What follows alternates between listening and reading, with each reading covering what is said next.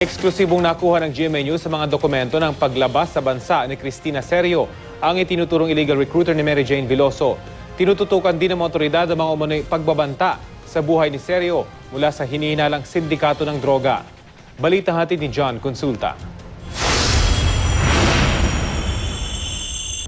Binubusisi ngayon ng mga otoridad ang cellphone na binigay sa kanila ni Cristina Serio, ang itinuturong recruiter na nagpagamit kay Mary Jane Veloso ng maletang nakitaan ng heroin sa Indonesia. Sa naturang cellphone daw makikita ang mga di umano'y pagbabanta sa buhay ni Serio. Sir, possible po ng drug sales? Anything is possible.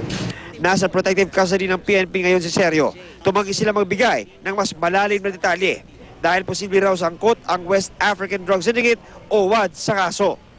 This involves the security rin ng and the crime situation not only of the Philippines but of the region ng Asia Pacific region, no? Ang mga involved dito hindi lang yung local kundi yung mga international. Sinasabing African ang pinakakasuhan ding si alias Ike na siya raw mismong nag-abot kay Mary Jane ng maleta bago sila tumulak patungong Indonesia. Pero wala pang kumpirmasyon ng mga otoridad kung bahagi nga ng WAD si alias Ike. Sabi ng PNP Anti-Illegal Drugs Special Operations Task Force, nakabase sa Pilipinas ang naturang sindikato. Sa Pilipinas ginagawa ang recruitment sa drug mules, pero sa ibang bansa nangyayari ang mga transaksyon. Number one consideration dyan kasi yung pera eh. Kaya sila na ang bibigyan ng malaking amount just to bring the bag.